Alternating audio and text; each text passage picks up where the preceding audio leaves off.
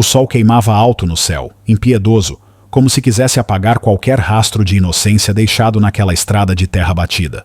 A poeira dançava ao redor de um pequeno garoto que mal alcançava o volante de um carro de brinquedo. Seu nome era Samuel. Tinha apenas 5 anos, a pele negra reluzindo sob o suor e a confusão estampada no rosto. Estava sozinho, muito sozinho.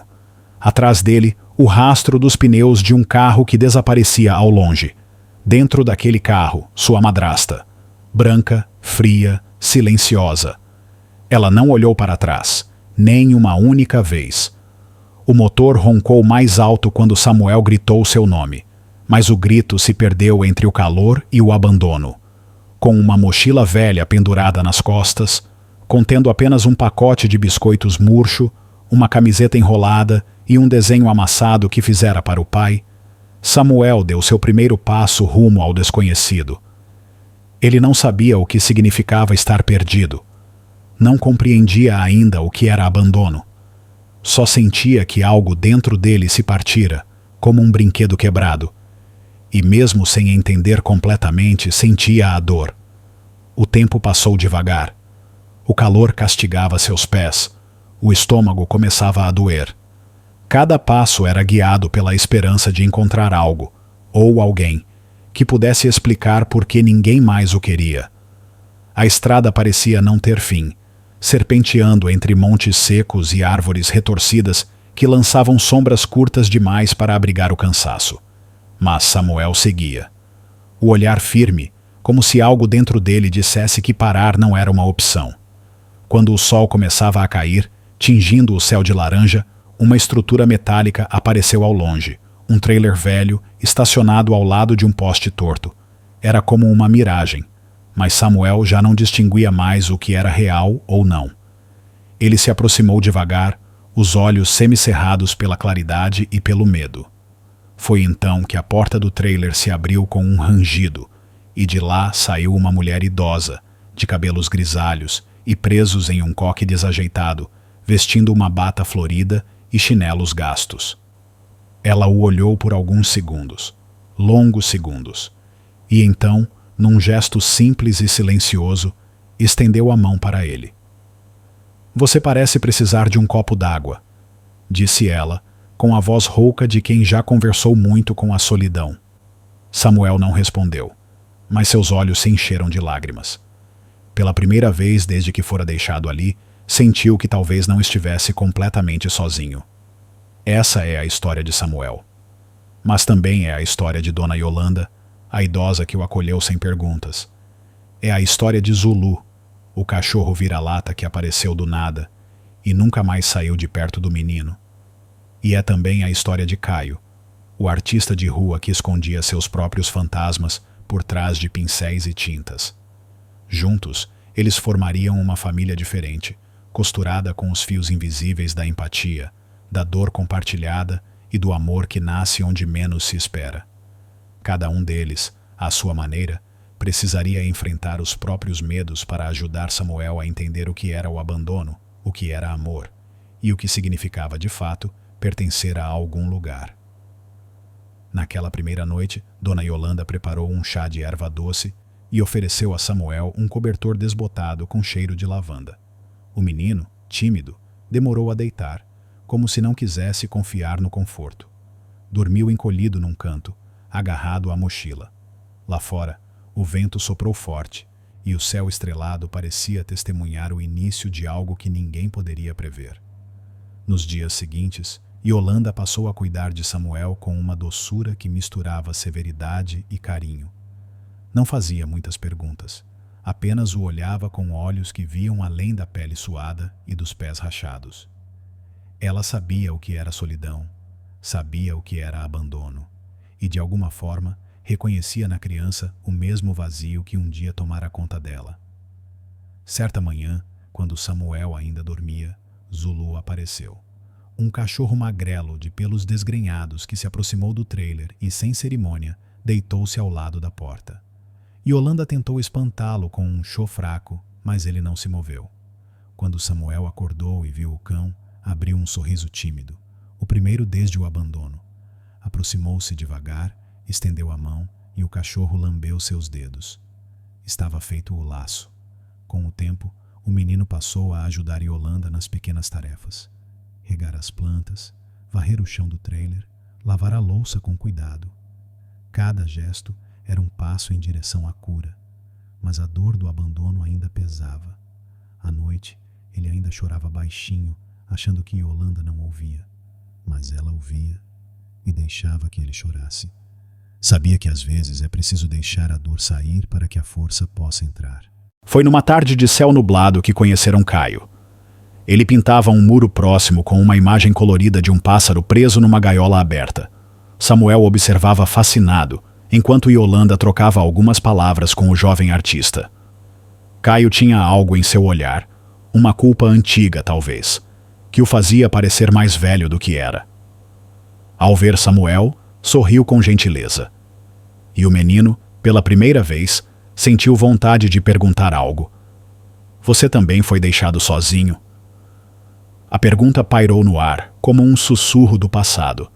Caio não respondeu de imediato, mas seu silêncio foi resposta suficiente. Dali em diante, voltaria todos os dias. Trazia tintas, histórias e, aos poucos, coloria não só os muros, mas também a alma de Samuel. Essa é a história de um menino esquecido, de uma senhora que sabia escutar o silêncio, de um cachorro que farejava a solidão e de um artista que procurava redenção. É uma história sobre dor, sobre encontros improváveis e sobre a força de um coração pequeno que insistia em bater, mesmo depois de ter sido quebrado. Os dias passaram como folhas levadas pelo vento. No trailer de Dona Yolanda, Samuel começava a construir uma rotina silenciosa, marcada por pequenos rituais. O chá da manhã, o passeio com Zulu ao redor da estrada de terra, as tardes em que ficava observando Caio pintar. A dor ainda morava dentro dele, mas aos poucos ganhava novas cores, novos contornos. Não era mais um buraco negro. Era uma cicatriz em processo de cura. Caio passou a visitar o trailer com frequência. Trazia cadernos de desenho, lápis de cor, tintas e ensinava Samuel a transformar sentimentos em imagens. O menino, que mal sabia escrever seu nome completo, aprendeu a desenhar corações partidos, árvores que choravam e olhos enormes como os dele, sempre atentos, sempre em guarda.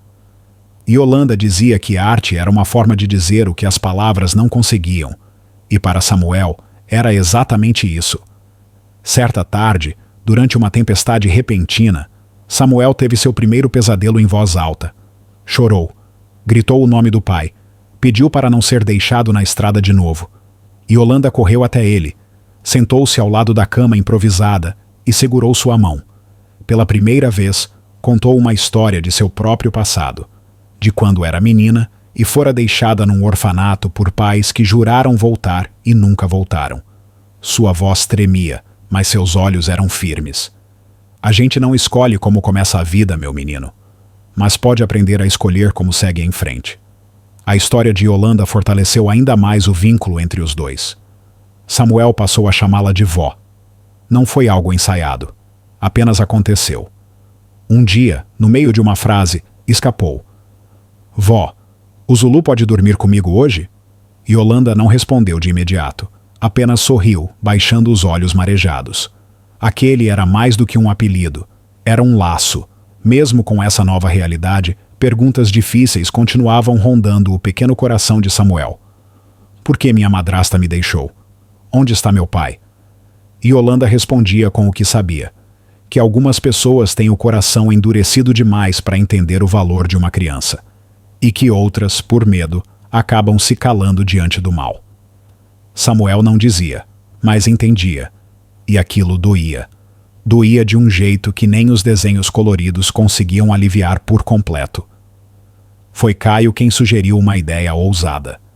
Levar Samuel até a cidade mais próxima para conhecer um parque, ver gente, respirar outros ares.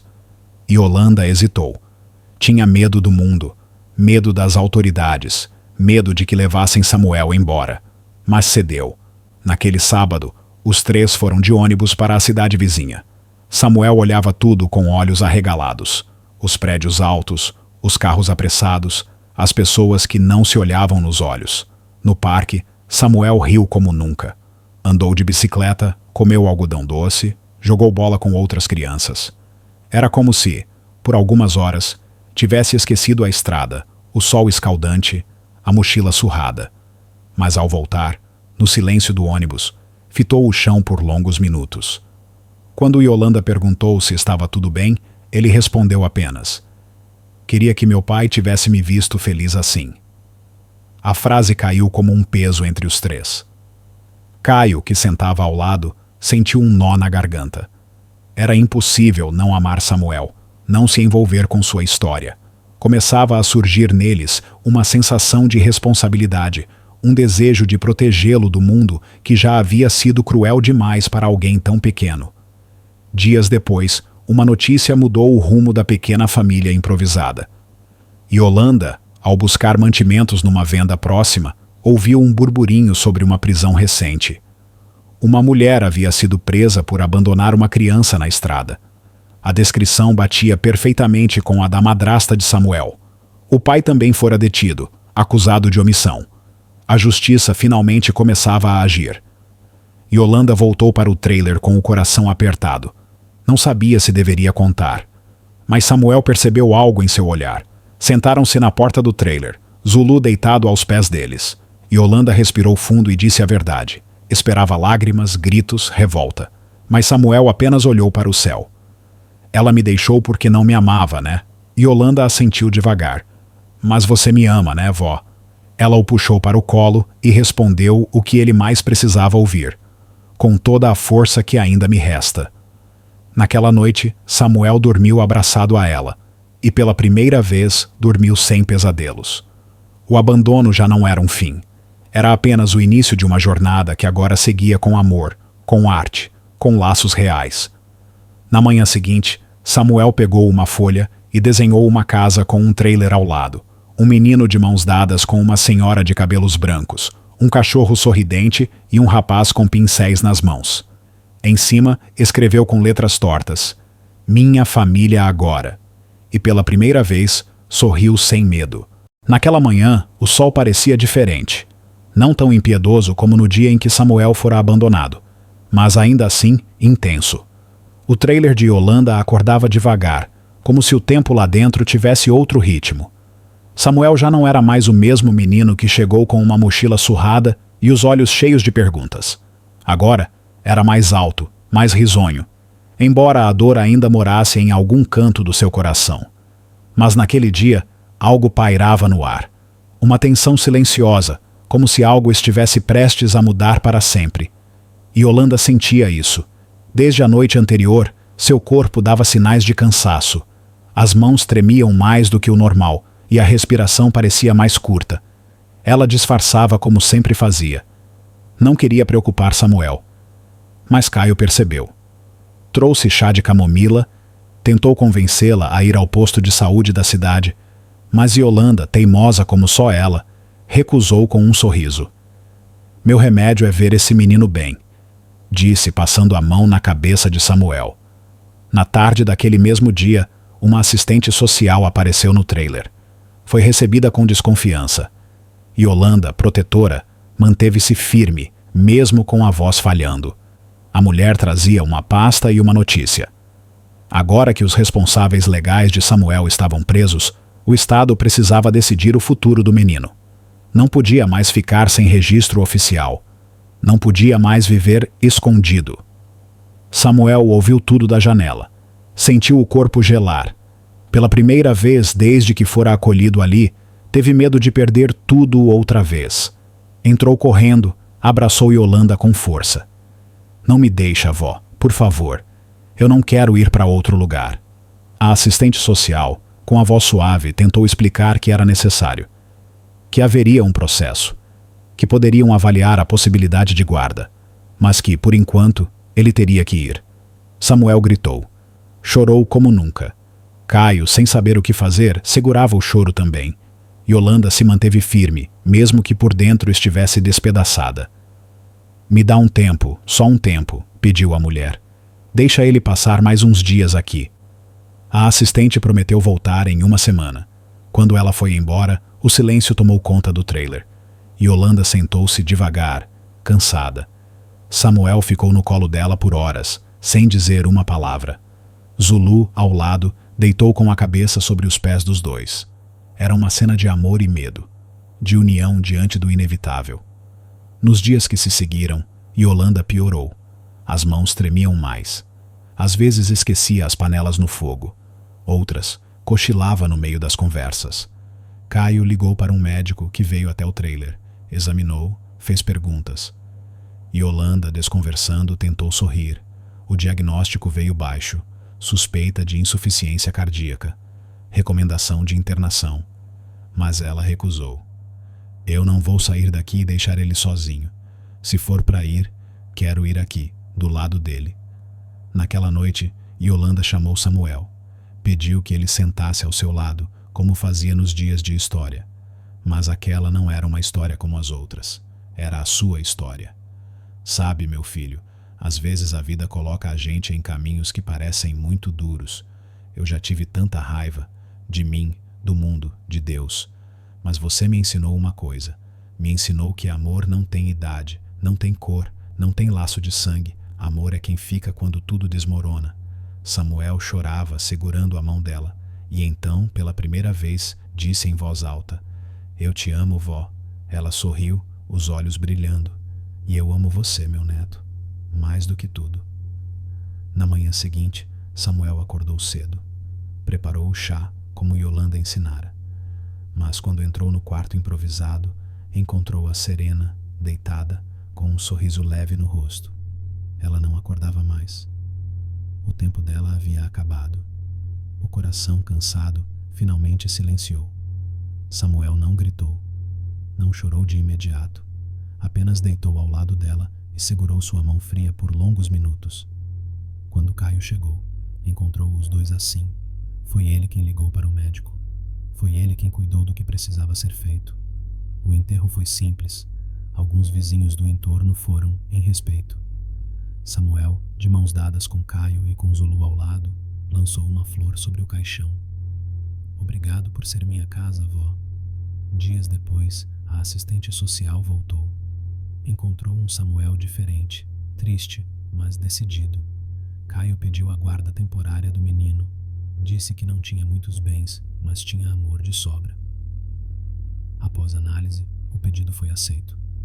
Samuel foi morar com Caio em um pequeno ateliê na cidade. Levou consigo a mochila surrada, agora com novos desenhos, e o cobertor com cheiro de lavanda.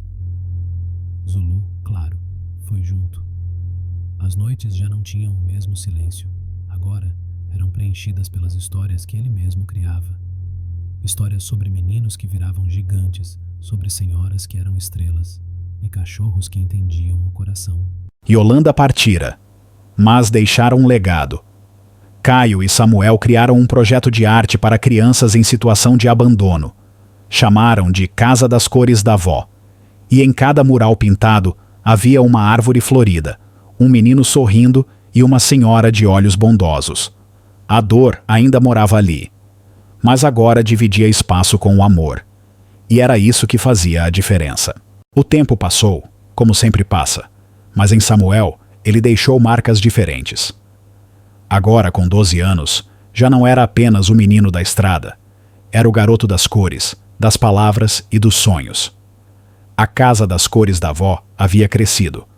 Começara como um projeto de esquina, com pincéis doados e paredes velhas, mas se tornara um espaço vivo, cheio de risos, tintas e possibilidades. Era mais do que um lugar. Era uma continuação do amor que Yolanda plantara. Caio, mais maduro, agora era chamado de pai por Samuel. Foi algo que aconteceu aos poucos, como quase tudo na vida deles. A primeira vez que Samuel usou essa palavra foi durante uma entrevista para um jornal local.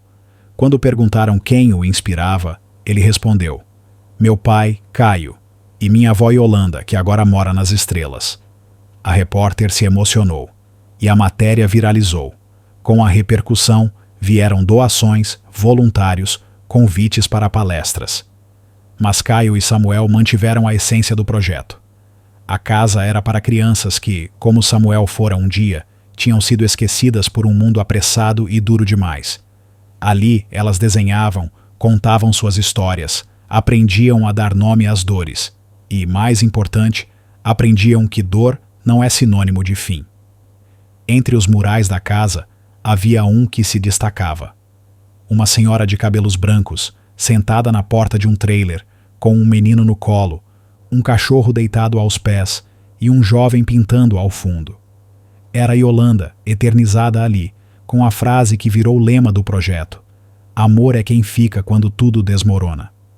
Samuel visitava o túmulo de Yolanda todo mês. Levava flores amarelas, as preferidas dela, e contava as novidades. Um dia, levou um caderno de desenhos feitos pelos alunos da casa. Colocou sobre a lápide e disse: eles são sua herança, vó. A senhora salvou um. Agora, esse um está tentando salvar muitos. Em casa, Samuel mantinha a velha mochila, agora restaurada.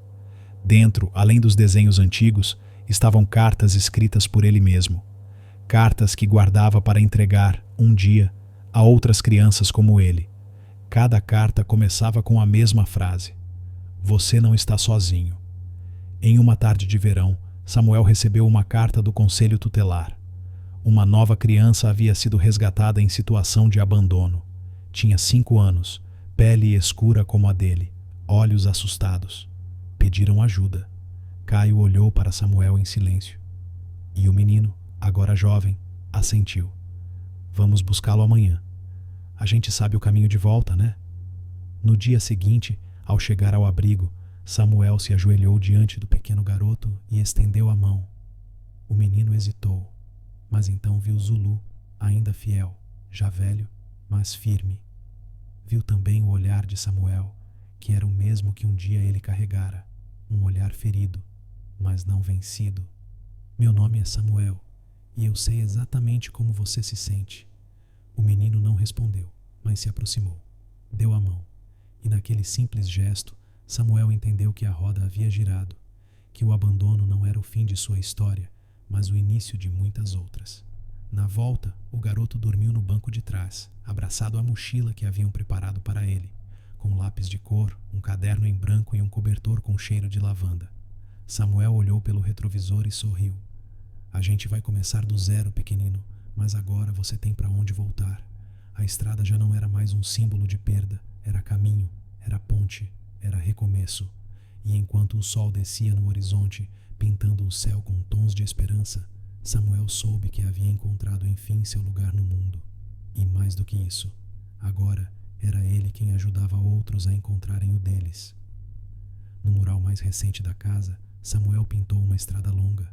Nela, várias pegadas infantis. Ao lado, uma frase simples, mas poderosa: aqui ninguém é deixado para trás. Era o fim de uma história, mas também o começo de muitas outras, porque quando o amor é semente, a colheita é eterna.